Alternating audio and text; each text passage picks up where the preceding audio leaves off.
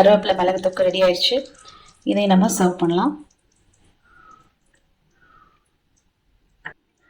சூடாக சாதத்து கூட நீங்கள் வந்து டிஃபன் பாக்ஸ்க்கு வந்து இதை எடுத்துகிட்டு போகலாம். சாதத்தில் போட்டு பரட்டி ரொம்பவே ஒரு ஹெல்த்தியான ஒரு ரெசிபின்னு தான் சொல்லணும் இது.